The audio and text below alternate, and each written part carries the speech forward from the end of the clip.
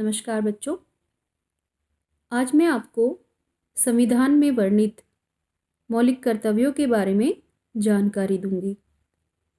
आप सभी जानते हैं कि मैं आपके विद्यालय में आपको हिंदी पढ़ाती हूँ और मैं इसी विद्यालय से पढ़ी हुई छात्रा भी हूँ। तो एक एलुमनाई होने के नाते मुझे यह अवसर दिया गया है कि मैं आपको संविधान में वर्णित मौलिक कर्तव्यों के बारे में जानकारी दूं। बच्चों, जैसा कि आप सभी जानते हैं कि हमारा संविधान 1950 में लागू हुआ था और इस संविधान को बनाने के लिए बहुत सारे देशों के संविधानों का भी अध्ययन किया गया था। हमारा संविधान 26 जनवरी 1950 को लागू हुआ और इसमें हमें बहुत सारे देश को चलाने के लिए नियम और कानूनों को तैयार किया गया और बड़ी मेहनत से हमारे देश के नेताओं ने इसको तैयार किया। हमारे संविधान में सभी नागरिकों को समान अधिकार दिए गए हैं, जैसे स्वतंत्रता का अधिकार, समानता का अधिकार, संवैधानिक उपचारों का अधिकार आदि। हम सभी नागरिक अपने अधिकारों के प्रति बहुत जागरूक हैं। लेकिन बच्चों, क्या आप जानते हैं कि शुरू में मौलिक कर्तव्य यानी जो हमें अपने देश के लिए हमें जो जिम्मेदारियां पूरी करनी चाहिए वो शुरू में हमारे पास नहीं थे। ये मौलिक कर्तव्य यानी जो हमें अपने देश के लिए करने चाहिए, ये हमारी प्रधानमंत्री श्रीमती इंदिरा गांधी के समय सन 1976 में 42वें संशोधन के तहत संविधान के पार्ट 4A में जोड़े गए थे और उस समय सरदार स्वर्ण सिंह समिति के द्वारा इसको लाया गया था। चलिए आज हम ये जानते हैं कि हमारे कौन कौन से मौलिक कर्तव्य हैं जिनको कि हमको करना ही चाहिए अपने देश की अखंडता और सुरक्षा को बनाए रखने के लिए। बच्चों, पहला हमारा मौलिक कर्तव्य है to abide by the constitution and respect its ideals and institutions, the national flag and the national anthem. मतलब कि हमें अपने संविधान और संवैधानिक चिन्हों, आदर्शों, इसकी संवैधानिक संस्थाओं जैसे न्यायालय और विधि, राष्ट्रीय झंडा और राष्ट्रीय गान, इनका सम्मान करना है। ये हमारा सबसे पहला नैतिक कर्तव्य है कि हमें अपने देश के संवैधानिक चिन्हों का सम्मान करना चाहिए, क्योंकि किसी भी देश की पहचान उसके राष्ट्रीय चिन्ह से होती है, उसके राष्ट्रीय गान से होती है, उसके राष्ट्रीय झंडे से होती है। तो हम सब नागरिकों का यह सबसे पहला कर्तव्य है कि हम अपने देश के चिन्हों की सम्मान करें, उनका रेस्पेक्ट करें।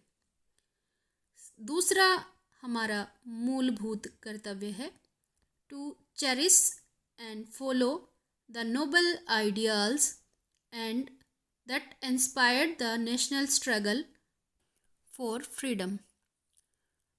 अर्थात हमें अपनी आज़ादी के संघर्ष के लिए जो भी विचार हैं उनका सम्मान करना चाहिए और जो भी हमारे देश के लिए अच्छा हो, यानी आज़ादी को बनाए रखने के लिए जो विचार हैं उनको आगे फलीभूत करना है, उनको फैलाना है, चेरिश करना है और उनको मानना है।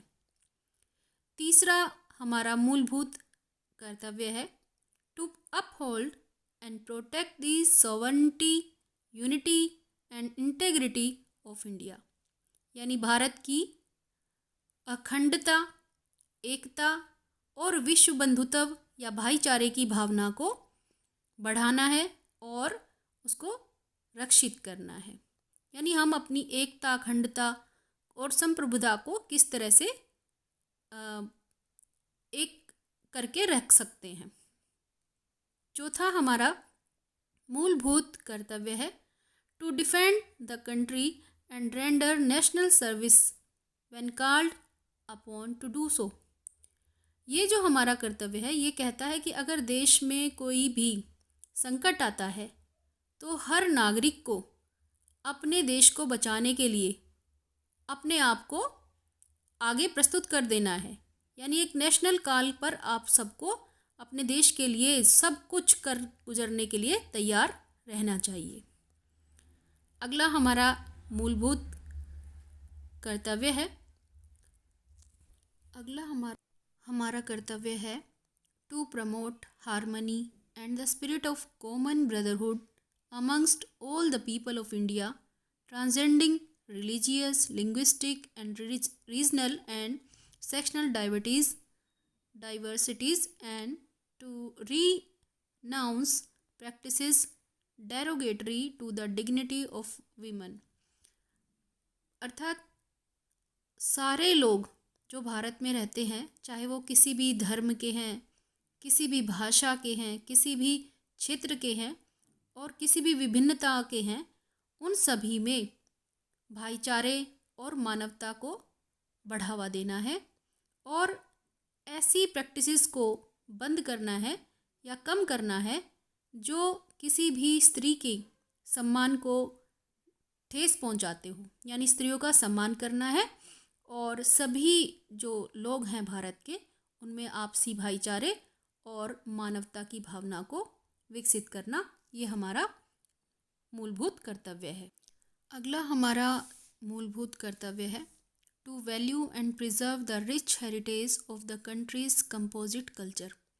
यानी हमारे देश की मिक्स संस्कृति का जो हेरिटेज है यानी विरासत जो है उसको संरक्षित करना और उसको महत्व देना। यानी हमारे देश की जो महान विरासत है उसको महत्व देना और उसकी सुरक्षा करना।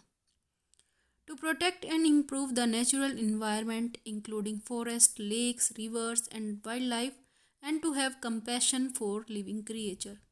यानी अपने देश में जो भी प्राकृतिक पर्यावरण में रहते हैं, चाहे वो वन है, चाहे झीलें हैं, नदियां हैं, जीव जंतु हैं, उन सबको हमें प्रोटेक्ट करना है और उनकी लाइफ को इम्प्रूव करना है। To develop scientific temper, humanism and spirit of inquiry and reform. हमारे देश में जो भी व्यक्ति हैं अगर वो वैज्ञानिक सोच विकसित कर ले तो बहुत सारी समस्याओं का समाधान हो जाता है।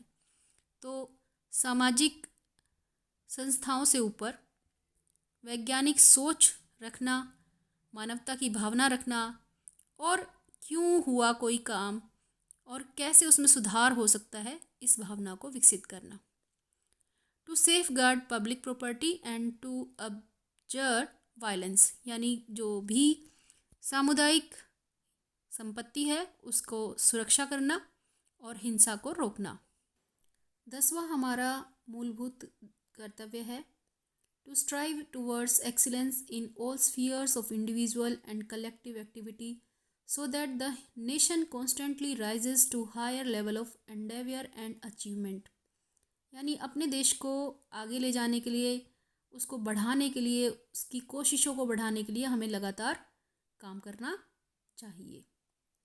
इसके अलावा जो हमारा 11वां संशोधन है इसे 2002 में लाया गया और इसको 86वें संवैधानिक संशोधन के तहत लाया गया, जिसमें ये कहा गया कि जो भी पेरेंट हैं उन्हें अपने बच्चे को, चाहे वो 6 से 14 वर्ष के बीच में है, ये उनकी ड्यूटी है कि वो अपने बच्चे को स्कूल भेजे और उसे शिक्षा दिलाएं।